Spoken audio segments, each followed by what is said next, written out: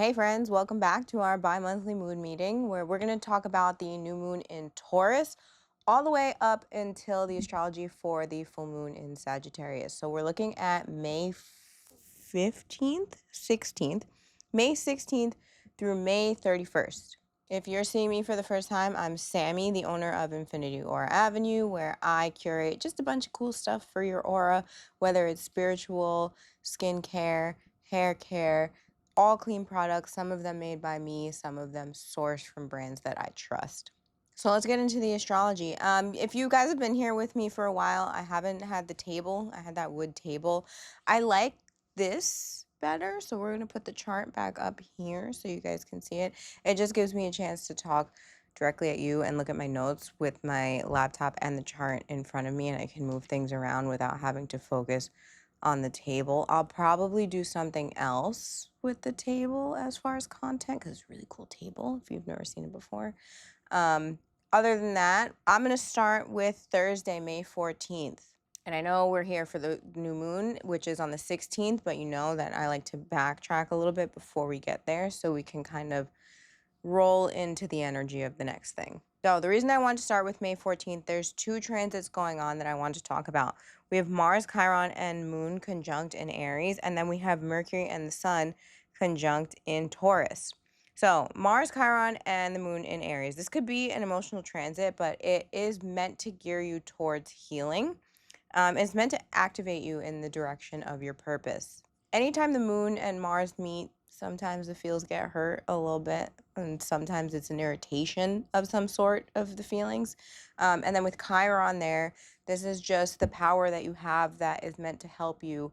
Like it's like I don't want to use the word trauma, but it's things that you have been through that help you where you have to go through. And it's not just yourself. These are also the gifts you have to give to others through your experience and learning. It's the wounded healer. So where you have been wounded and how you learn to heal that. On the same day, Mercury and the Sun meet in Taurus. And this highlights supportive ideas, plans, or decisions that are going to aid you in getting to where you have to go next. This could bring in new news because Uranus is very, very close here. So I want you to ask, like, what is working as far as new goals or routines? What is working? Okay, we're not looking at what has to come in new. There is some news as to what is working really well, and you want to take a look at that. So when we're in Taurus, this is not really about changing anything, right? Taurus is a fixed sign. So we're kind of looking at already what's going on and what's working. We still have Mars and Aries energy. And I've been telling you guys, please, please, please use this Mars and Aries energy because it's just ready to go and get things done. And once we get Mars into Taurus, it's not that you're not going to be able to get things done, but you're just going to do more of what you've already been doing. So if you've been having a little bit of a tough time get self-starting, that might continue. You still have some time to correct that, okay? So then Saturday, we have the new moon in Taurus. It's exact 4 p.m. Eastern Standard Time. Like I tell you guys, with every single transit, it's just at its peak when it's exact. That's not when it's activated. You feel it coming in and going out. That's the way energy works. It just doesn't show up out of nowhere. So the moon joins the sun and Mercury in this conjunction with Uranus also, because Uranus is, like I said, really, really close in there.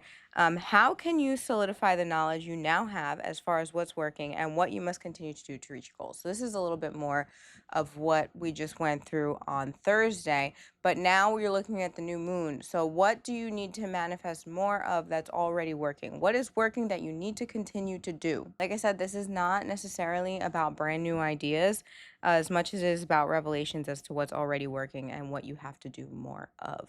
When we're talking about this, don't forget, okay, so we're looking at the houses. There's a lot of energy in Aries. That's where you find the irritation a little bit.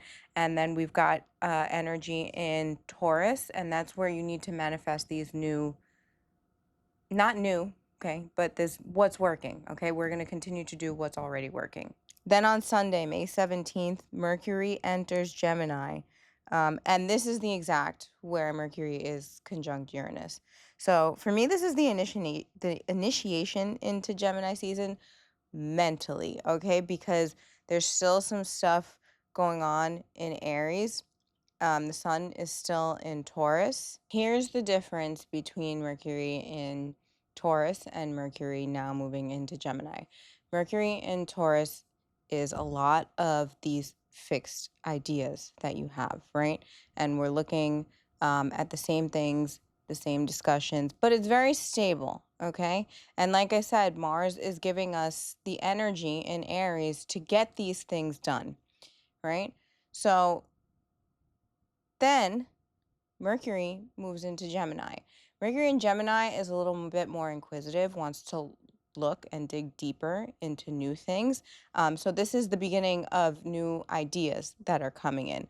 And with Mars in Aries here, we still have that energy to make a little bit of a change with whatever kind of twist we have to make, whatever kind of new ideas that are coming in.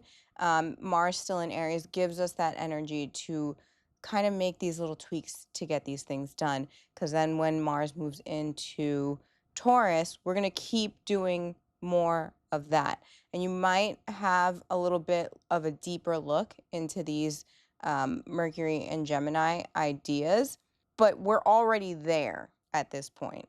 And with the sun still in Taurus, some of the topics are the same, okay? So this is very focused energy. Like I said, we're looking at your chart in Aries, we're looking at your chart in Taurus, and now we're beginning to look a little bit deeper at your chart in Gemini. Venus was already there, so just kind of the pleasure aspect and the fun aspect of those things, Venus has already kind of taken on those. I'm going to look over here, I'm going to look over there. It's not so focused when it's in Gemini, even though Gemini does what's the word I'm looking for? Gemini does study well, right? They're very good at looking into things, but a lot of things at one time. So let's move on to Monday, May 18th. Mars enters Taurus and Venus enters Cancer. This is a double vibe shift in one day, right? So Venus into Cancer, Mars into Taurus. Mars into Taurus is more focused than it was in Aries. Mars in Aries is getting everything and all the things done. Mars into Taurus is kind of like pinpointing one certain thing that needs really, really, really tight focus and really good work right now. And you have probably had this revelation with the new moon of what we need to do more of to get what we're looking for. This is more about consistency, whereas Mars in Aries was like almost like spreading yourself thin to just try so many things, just throwing things at the wall to see what was going to work. Venus in Cancer also slows us down a little bit. Venus in Cancer is a little bit more about comfort, whereas in Gemini, she was having a blast. The combination of Sun, Uranus, and Mercury in this little, the sun's in a different sign, but they're still very, very, very, very close, right? This combination of those three planets together with Venus in Cancer and Mars in Taurus is giving me like a lot of big ideas, a lot of like faster communication, but more intentional ways of presenting those things or manifesting them. And then on May 20th, the sun enters Gemini. So this conjunction with the sun, Uranus, and Mercury gets even tighter, right? Now they're all in the same sign. And this does turn the energy up a notch, right? Because the sun was in Taurus, which is a little bit more calm, cool, and collected. And in Gemini, it's things are getting chatty. Things are getting chatty, ideas are rolling. Sometimes they're a little bit shocking. A lot of revelations because Uranus is here. But like I said, Mars still in Taurus is very intentional, and Venus in Gemini Venus in Cancer is much sweeter and slower than she was in Gemini. So Venus in Cancer wants to have like nice pleasure connections, right? She wants to connect with people. Also take a look at where Cancer, what Cancer rules in your chart. But so she wants to connect with people in a little bit of a different way than when she was in Gemini, where she's just kind of like all over the place. It's not really like a lot of intense connection. It's just a lot of energy going on, and she's very stimulated. And she calms down a little bit in Cancer. So that adds a little bit to the energy of these other transits. And then we're going to look at May 23rd. The reason I want to look at May 23rd is because the moon comes in contact with the south node. And this little it's not really like a stellium because there's only 3 planets, but this little conjunction with Uranus, Sun, and Mercury still going on. They're still pretty close. Mercury has moved out a little bit, but the sun is kind of bringing them together in the middle, right? They've been in a square with the nodes for pretty much the whole time they've been together, which is like this conversation and this highlight or this big energy that could be a little bit shocking. This mental stimulation is kind of pulled between where you're trying to go and where you have been. There's like this push pull, especially it's even more with Mars activating Chiron because Mars is pushing those buttons of your past. So it's like, where do you want to go? Do you want to move forward or do you want to repeat the same lessons? And we kind of talked about this last time too. But with the reason that I want to look at Saturday, May 23rd is because the moon touches the south node, and this can be an emotional trigger that might set you back to a past way of thinking, reacting, or feeling. So I just want you to pay attention to that because that has been kind of brewing, and on the 23rd, it does peak. So you just have to look out. Um, Check yourself before you wreck yourself is really what that what that is. And the last day I have on here before the full moon is Saturday, May 30th. We have Venus square Saturn. This is kind of like a nice little pause in social activity because there's a lot of stimulation going on here. But this day, this will kind of help you to have a second to reflect and bring focus back to your own priorities briefly, so you can get ready for the full moon in Sag, right? Because Venus is relationships and it's in Cancer, and so this is relationships that you're fostering, maybe like with family. And then square Saturn. Saturn is in Aries, which is the self. These are the boundaries of the self. So there's like a moment here where you get to go, I need a second. I need a second because this has been all very stimulating. I'm trying to reach these goals. I'm trying to make time for this over here, these relationships that I'm trying to foster, that I want to give my energy into.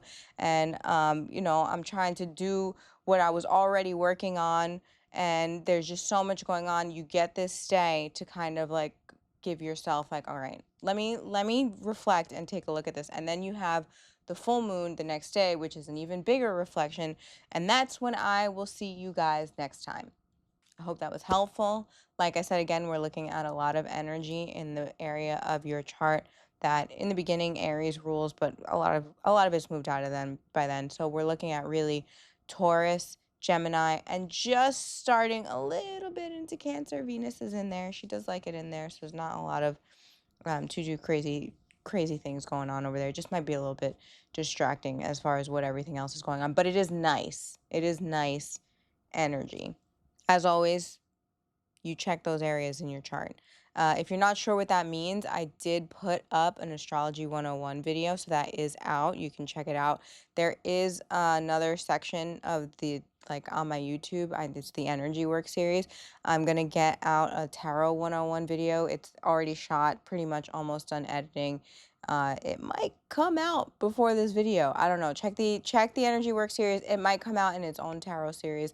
I'm going to mess around with the way things are organized on YouTube. I want it to be really easy to find forever. So I'm going to shoot these videos and maybe they pop up and you're seeing them late at a later date. But I just want it to be streamlined really well. So right now, there's just the Energy Work series. There is an Energy 101 video, how to cleanse your energy, what that really means. There is an Astrology 101 video, and by the time this comes out, there will be a Tarot 101 video. If you guys have other questions or other topics you want me to touch on, I also am going to vlog on the website infinityorav.com. I want to get out some information. I've been getting a lot of questions on Instagram because I've been posting like silly funny reels, but also they're not silly funny because they're kind of serious, like jokey joke but not jokey joke. and there's questions under there, and I kind of want to write also, because as far as those things like rituals and stuff like that, sometimes it's just easier to put it down for you guys, and I'm going to work on that on Infinity Aura Avenue, aura.com, Infinity Aura gang. The shop's open, my bookings are open. I'm not pulling cards today. We do that sometimes. We did that last time. Maybe I'll put out another video. We'll pull some cards at some point. I'm toying around with the content that we're getting out there, so leave me a comment, and if you have any ideas that you'd like to see something, I'm supposed to tell you to like, comment, share, subscribe, and I will see you at the end of the month for the full moon in Sagittarius. Bye.